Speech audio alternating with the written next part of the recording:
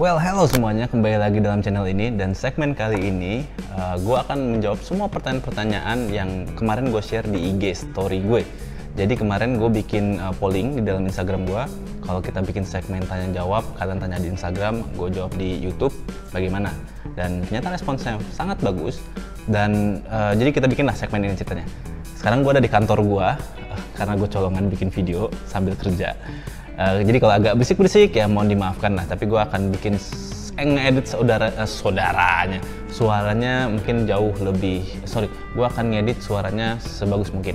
Dan kemarin responnya juga sangat bagus, tercatat ada sekitar 500 respon atau 500 pertanyaan yang masuk ke kita. Dan ada memang banyak sekali pertanyaan yang double-double, jadi si A jawabnya sama, B jawab nanya sama, B jawab nanya sama juga, dan juga seterusnya.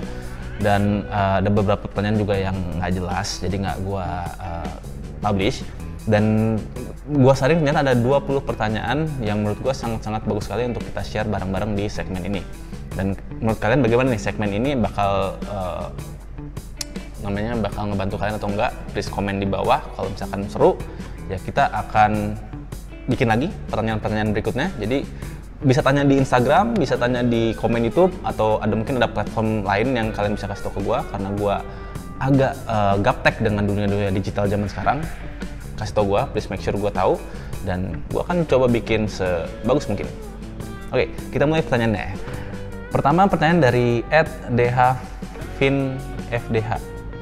Oke, ini susah banget namanya. dhfinfdh. Pertanyaan adalah, mana cara setup suspensi dan mesin yang baik? Right, jadi setup suspensi dan mesin itu membutuhkan satu feedback dari driver, kondisi track bagaimana, driving style-nya juga seperti apa, juga chassisnya mau pakai apa. Jadi gue nggak bisa menjelaskan harus alignment camber 2,5 atau 3 atau nya harus sekian, nggak bisa. Tapi yang bisa gue kasih tahu adalah reference-nya dari situ atau baseline-nya dari situ kalian develop sendiri, karena itu membutuhkan pengalaman juga ya. Cara nyupir kalian seperti apa, track-nya juga miringnya seperti apa, speed-nya mau seberapa banyak, jadi itu akan selalu berubah-ubah. Bahkan cuaca pun kalau hujan ya harus berubah. Jadi pertama hujan itu udah pasti suspensinya kita lembutkan atau kita bikin soft karena membutuhkan daya grip yang lebih baik. Tapi efeknya adalah mobilnya agak sedikit lebih limbung. Untuk mesin, kondisi hujan ataupun kondisi di pegunungan ya, contoh kayak di Bandung atau segala macam, untuk mobil NA itu membutuhkan asupan bensin yang lebih banyak karena temperature dan juga kelembapan moisnya itu sangat berpengaruh sekali dengan kondisi air fuel ratio, AFR, yes, jadi itu harus dirubah. Terus juga kalau misalkan secara basicnya, gue selalu mulai dengan camber depan itu minus 2,5 atau 3. Jadi tergantung dari track kalian, tapi itu baseline-nya. Dan kalau gue sendiri, toe depan itu selalu 0. Jadi kalau misalkan toe-nya dibikin out atau negatif, itu respon setirnya lebih baik. Tapi gue cenderung nggak terlalu suka setir yang terlalu responnya berlebihan. Jadi gue selalu bikin 0. Dan di belakang gue selalu bikin cambernya itu plus 0,5 atau mungkin plus 1, tergantung ya. Gue pengennya karena gue agak irit, jadi gue pengen permukaan bannya itu abisnya rata, jadi gue selalu bikin plus. Kenapa plus? Pada saat mobil itu akselerasi, itu kan akan turun ke bawah. Nah itu bikin mobilnya jadi agak sedikit ngebengkang. Jadi kalau kita bikin plus, dia akan 0. Tapi ada memang mencari grip yang maksimal, kayak misalkan untuk touring, itu biasanya gue bikin di minus 0,5 atau minus 1, tergantung dari high speed cornernya seperti apa, juga jenis tikungannya seperti apa. Itu yang selalu bikin. Terus untuk toe belakangnya itu gue agak in sedikit. Jadi karena gue pengen mobil itu pada saat drifting dia tidak terlalu nge-slide keluar terlalu banyak, jadi gue pengen dia agak sedikit lebih maju. Jadi gue bikin toe lebih in mungkin 0,30 kanan kiri. Itu yang bisa gue bikinin. Tapi ini kembali lagi, ini bukan yang terbaik. Ini kembali lagi kepada driving style kalian. Jadi gue kasih tau basicnya, kalian evolve sendiri. Pertanyaan berikutnya dari Ibro_9. Nah ini namanya gampang. Mobil yang lagi bangun buat event tahun ini. Ya E36 kan gue bikin kontennya. Itu mobil yang gue akan fokuskan di tahun ini. Karena semuanya on budget atau budget gue sendiri, Progresnya agak sedikit lama, tapi gue sebisa mungkin ngejar event pertama drifting tahun ini, itu mobil udah harus siap turun, jangan nggak asal turun ya, harus siap turun. Gue nggak mau mobil setengah jadi atau mobil belum siap gue paksain turun, nggak worth it, karena cost-nya gede banget. Lanjut, pertanyaan dari Laurentius Hutauruk. Syarat jadi pembalap. Menarik, banyak banget yang nanya kayak gini. Syarat jadi pembalap itu udah pasti adalah komitmen kalian dengan industri ini atau dengan dunia balap ini. Kenapa? Karena balap itu tidak semudah yang kalian pikirkan ya, cuma datang balapan pulang. Balapan itu ada proses-proses di mana kalian harus membangun mobil. Waktu kalian habis untuk bangun mobil, waktu kalian habis untuk event, karena udah pasti event itu Sabtu Minggu. Nggak ada waktu untuk main sama teman-teman, nggak ada waktu untuk main sama keluarga, fokus di balapan. Bikin mobil nggak sehari 2 hari, berbulan-bulan. Mungkin kalau budgetnya mungkin bisa bertahun-tahun. Dan cost-nya itu tidak murah. Jadi kalian nggak bisa foya-foya, wah gue mau pergi foya-foya kemana-mana, gue mau bla bla bla segala macam. Budget kalian atau duit kalian dari gaji, uang jajan atau dari manapun itu pasti akan habis untuk balapan. Jadi kembali lagi, kalian pengen balapan, seberapa besar komitmen kalian untuk industri ini atau untuk dunia balap ini. Semakin kalian mempunyai tekad yang kuat, oke, lu bisa jadi pembalap. Tapi kalau kalian cuma pengen kayak iseng-iseng ya bla bla bla, ya mending lu sewa mobil, kosnya berapa juga, dan lu rasain lu pengen terjun atau enggak, atau lu ikut sekolah balapan, lu pengen terusin atau enggak, karena komitmennya jauh-jauh sangat berat banget. Di balik layarnya ya, di depan layar sih kalian ngeliatnya ya gampang lah, tapi di balik layar itu banyak banget pengorbanan yang harus kalian lakukan. Itu adalah syaratnya. Oke, pertanyaan berikutnya dari WS Nardani _.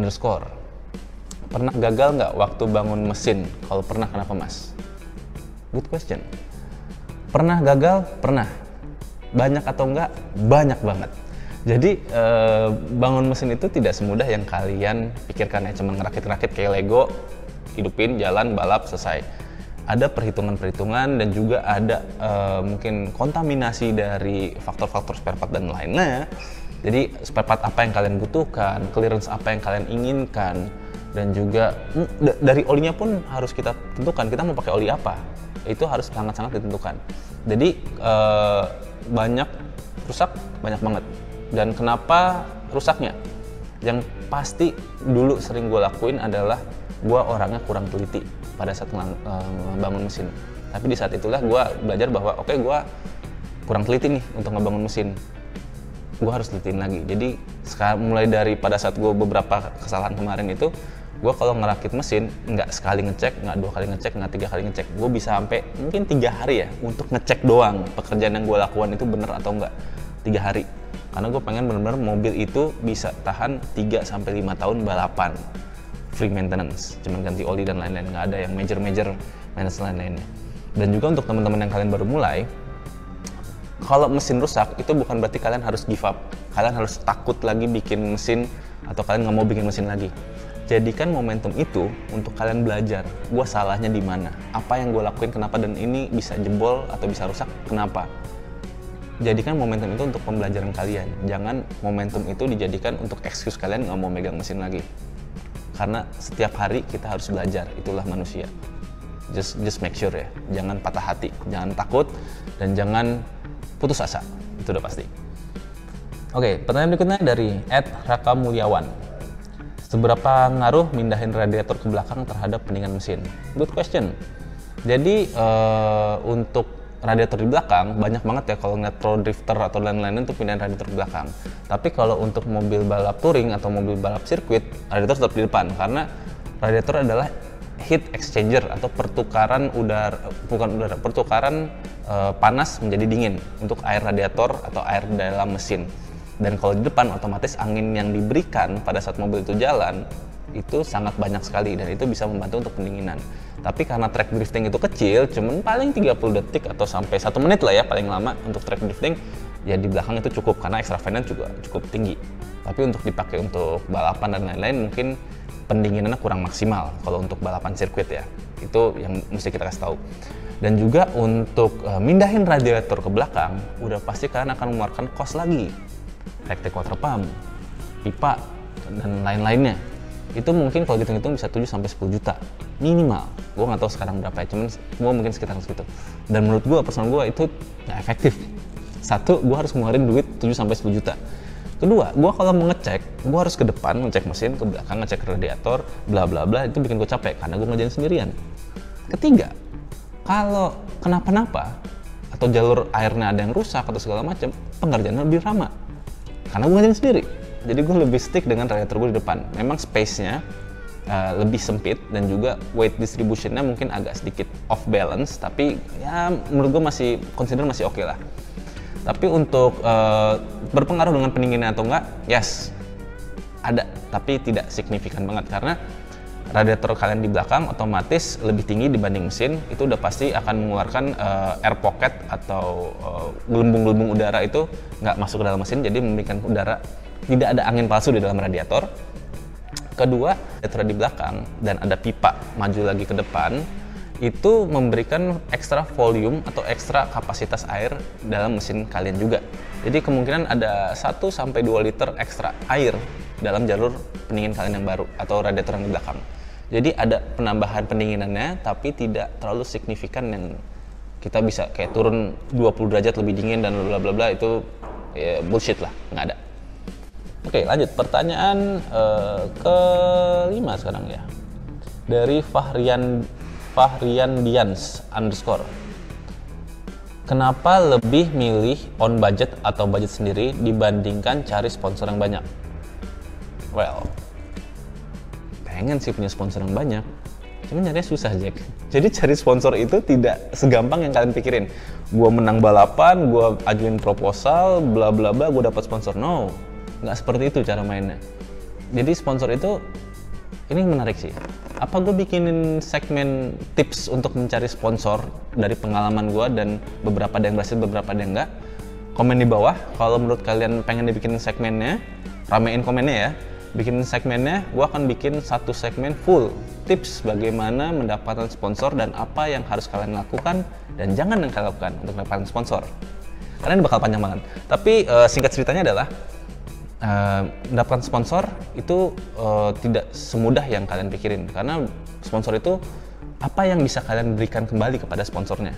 Jadi bukan seperti kita ngambil kayak produknya atau uangnya atau segala macam, kita minta sponsor, gue mau balapan, gue minta duit sekian berapa ratus juta, gue mau balapan, terus mereka pasti akan nanya apa yang bisa lu berikan kembali dengan 100 juta ini kepada kami atau pihak sponsornya. Bisa jawab nggak? Bingung kan?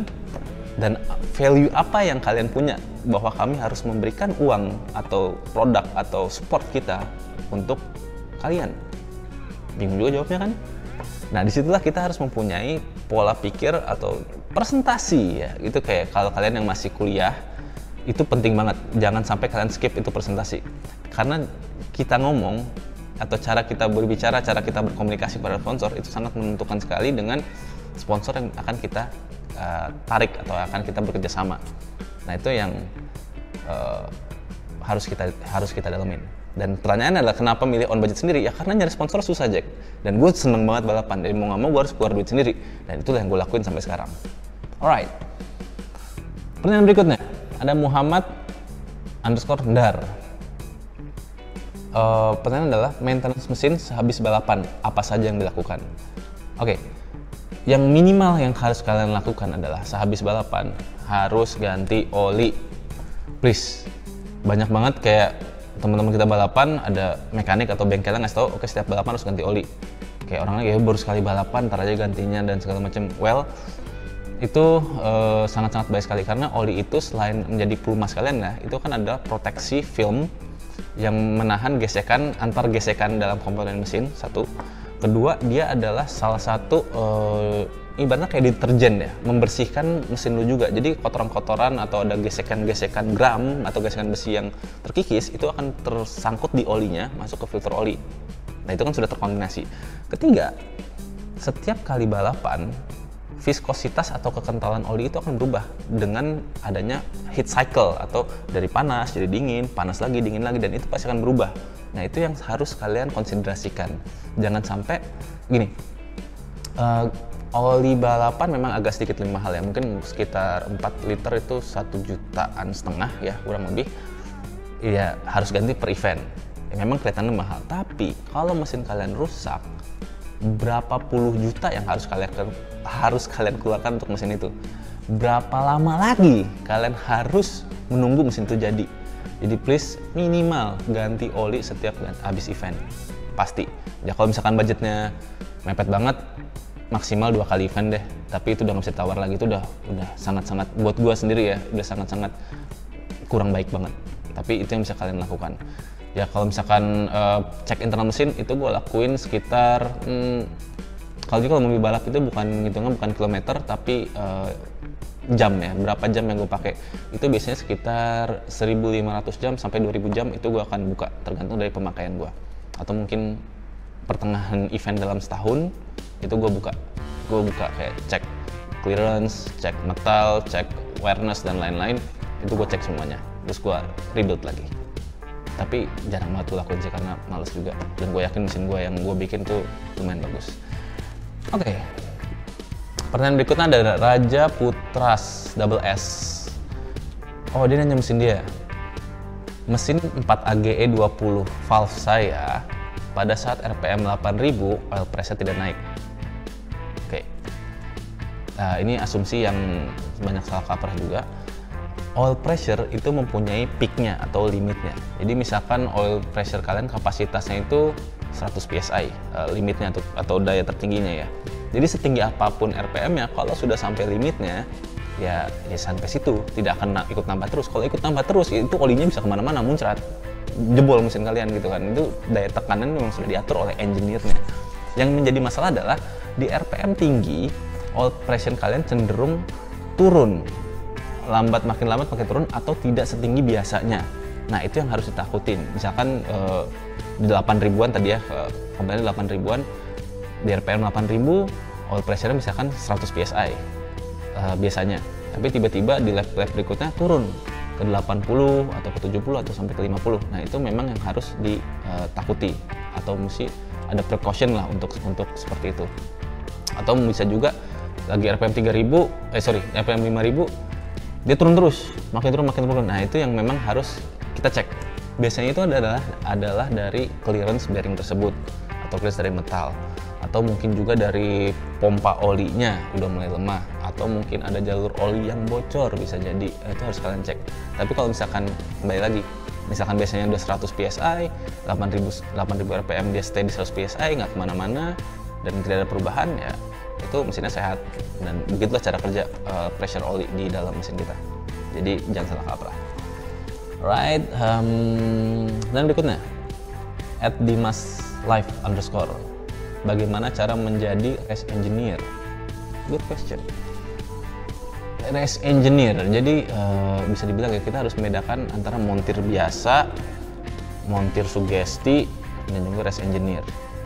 Kebanyakan di kita itu, gue nggak ngomong itu ya. Jadi kalau ini pribadi gue, race engineer itu kita mempunyai data-data yang valid untuk drivernya.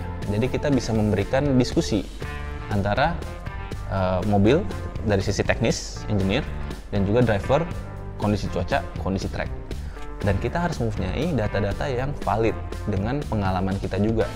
Jadi jangan menjadi mekanik yang menurut gue ini udah paling bener, lu harus ikutin kata-kata gue, lu harus bawanya kayak gini, jangan mengatur. Kita adalah kayaknya translator antara teknis atau mechanical dengan driver. Jadi driver yang maunya mobil seperti apa atau ada keluhan seperti apa, kita harus mentranslate kepada mekanisnya atau mechanicalnya. Dan kita juga sebagai race engineer harus bisa mentranslate kondisi mobil kita kepada engineer-nya.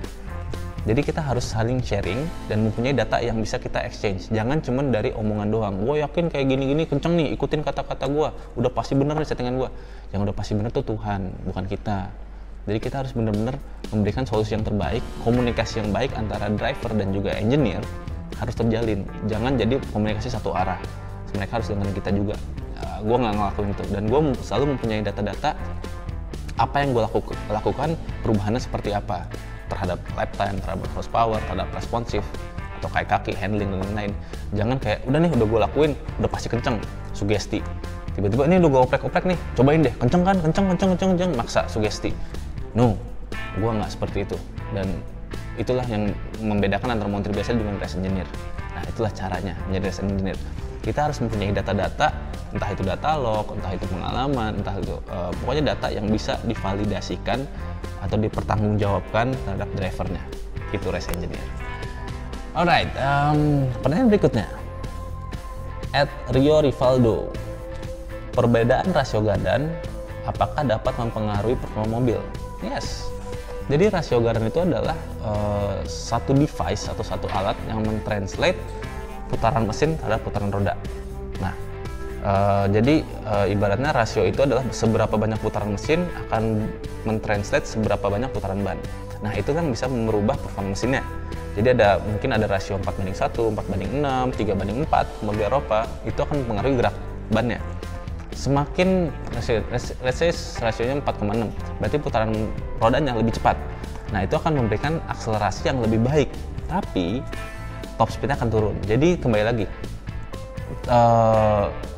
analisa apa yang kalian lakukan dalam track tersebut? Apakah top speednya udah cukup atau top speednya kurang? Tapi kalau misalkan kejar top speednya, responsifnya akan berkurang. Nah, itu yang harus kita komunikasikan dengan drivernya. Pengennya seperti apa nih? Kita ambil jalan tengahnya, karena nggak bisa dua-duanya dapat. Harus ada satu yang ngalah.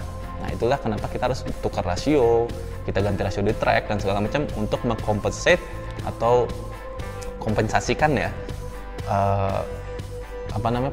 performa mobil dengan track tersebut atau juga dengan driver tersebut. Itu yang harus kita lakuin.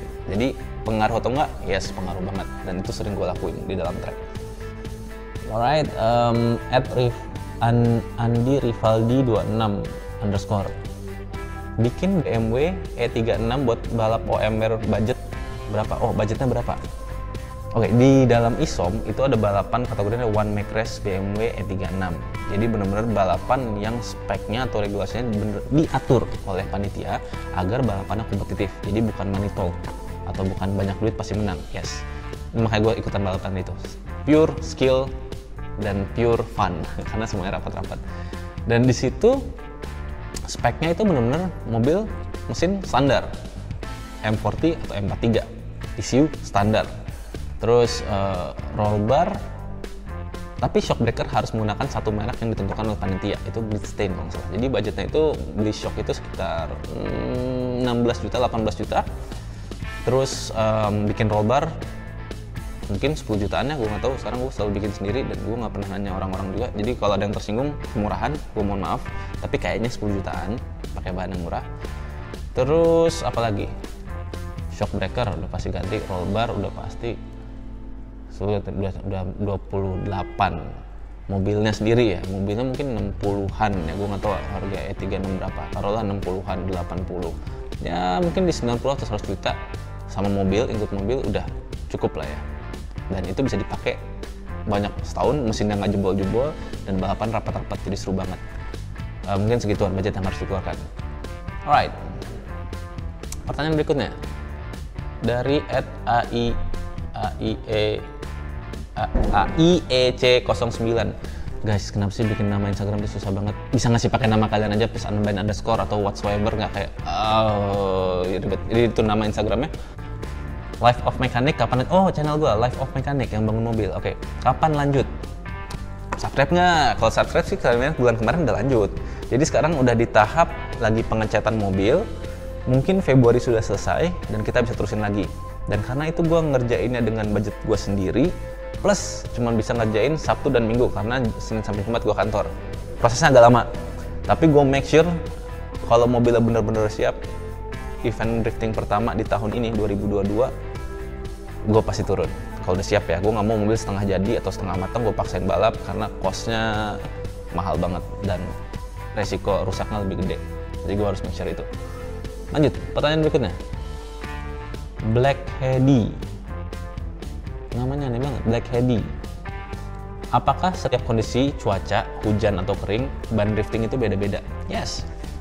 Jadi kalau misalkan kering, gue selalu pakai semi slick atau ban dengan treadnya yang sedikit mungkin, memberikan contact patch atau daya cengkram ke dalam aspal semaksimal mungkin, karena kayak semi slick gitu, kayak ban-ban balap.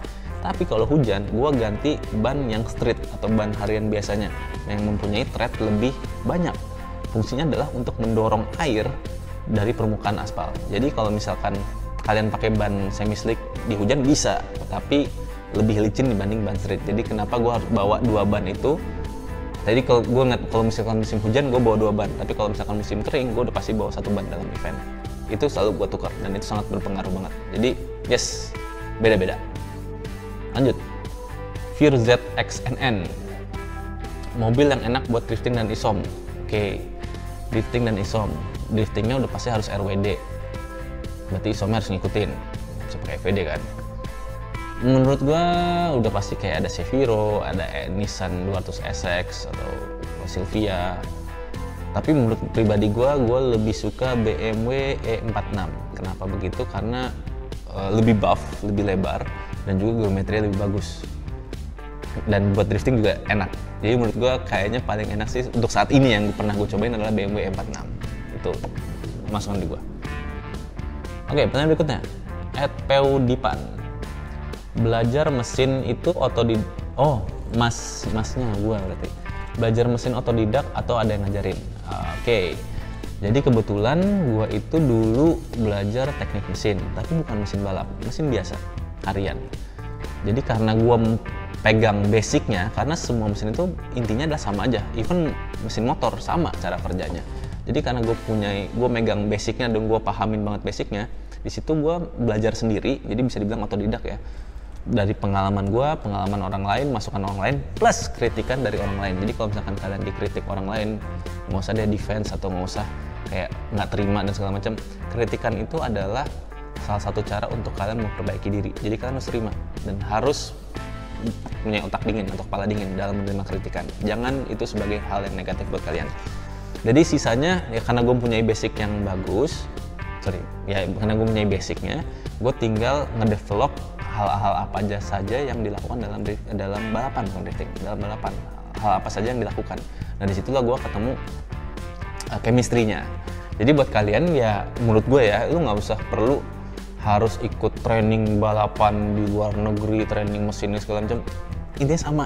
Dan gue yakin orang-orang Indonesia itu jauh lebih pintar dibanding orang luar negeri. Tapi mereka mempunyai source atau daya source itu apa ya? Ya pokoknya source spare part yang lebih banyak dibanding kita. Tapi secara pemikiran, gue yakin sih Indonesia nomor 1. Gue yakin banget. Dan itu pernah gue ketemu lah di event balap-balap waktu itu di Asia Tenggara ya. Gue ketemu mekanik Thailand, Jepang, dan lain Singapura dan lain. Ya biasa aja, ya gitu-gitu aja. Dan bahkan kita cenderung lebih inovatif dibanding mereka menggunakan parts seadanya. Itu yang kenapa serunya di Indonesia. Jadi belajarin aja basicnya, ya entah itu STM atau segala macam, basicnya kalian benar-benar kuatin. Lalu kalian poles dengan pengalaman kalian atau masukan kalian atau knowledge dari yang luar negeri pun boleh. Intinya adalah basicnya. Kalau kalian punya basicnya, kedepannya gampang. Itu tips dari gue. Alright, kemudian berikutnya. @Bimo Atarik. Cara dial cam bagaimana?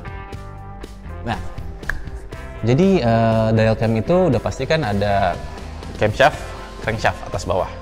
Dial cam itu adalah kita mensinkronisasikan perputaran antara camshaft dan crankshaft.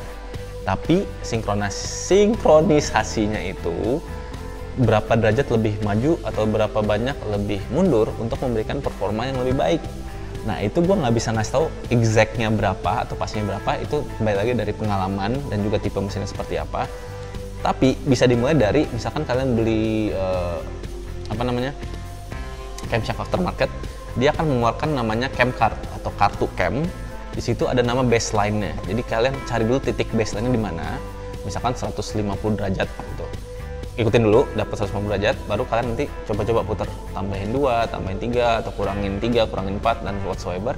Itu kembali lagi dari pengalaman dan juga respon seberapa banyak respon yang kalian pengenin atau seberapa banyak horsepower yang kalian pengenin, itu bisa dimainin dari situ. Jadi gue nggak bisa ngasih tau exactnya berapa, cuman caranya yang bisa gue tahu. Jadi temukan dulu baseline-nya, baru kalian berinovasi dari situ. Jangan ngasal kayak udah pasti 2 derajat nih, tiba-tiba klepnya mentok piston, instant die, tabrakan klep bengkok, piston bisa bolong, game over. Pelajarin dulu cam lift-nya berapa, valve to piston clearance-nya berapa, jarak antara piston dengan klepnya, itu kalian ada space berapa. Itu kalian mesti tahu dulu, baru kalian bisa ke dial cam-nya. Itu tips dari gue juga. Next, pertanyaan berikutnya dari Nail Rashad. Mobil touring modifnya bisa segila drifting atau enggak? Ayo. Mobil touring atau balapan sirkuit itu mempunyai regulasi yang cukup ketat. Fungsinya adalah untuk memberikan persaingan antara peserta dalam track itu lebih kompetitif, dan juga untuk salah satu cara untuk mereduce cost dari setiap pesertanya juga. Jadi benar-benar yang kaya itu nggak mungkin bisa mobilnya lebih kencang. Kalau misalkan lebih kencang menyalahi regulasi, otomatis didis. Jadi kalau mobil touring bisa segila drifting atau enggak? Enggak, karena mereka mempunyai regulasi masing-masing sendirinya, tergantung dari balapannya apa.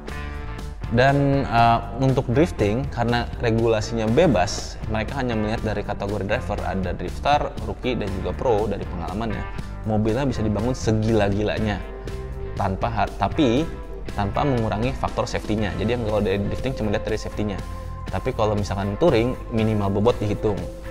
Bahkan parts aftermarket ada beberapa balapan yang tidak membolehkan. CC-nya pun dihitung, jumlah silinder bisa dihitung juga. Sedangkan drifting mau 1000 HP, 2000 HP, 3000 HP, kalah ikut balapan aja, nggak usah mikirin pusing-pusing. Cuman ya bisa kalah sama yang cuma 300 HP, ya itu sih malu. Jadi bisa segila mobil drifting atau enggak? Jawabannya tidak. Next dari tanwir.sp. Kenapa harus BMW?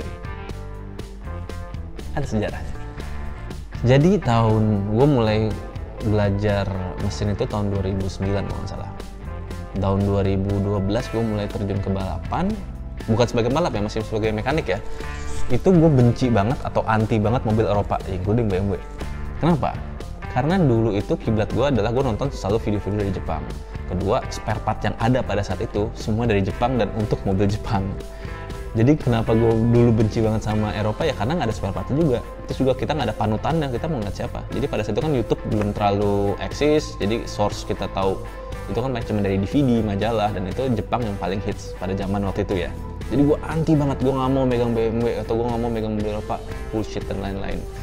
Dan di tahun 2014 itu gue mulai start diajak kerjasama sama BMW Tim Astra. Nah di situ gue kayak apa sih mobil BMW, ya susah ribet banget dan segala macam. Tapi setelah gue dalemin, ternyata mobil Eropa itu mempunyai geometri yang jauh lebih bagus dibanding mobil Jepang.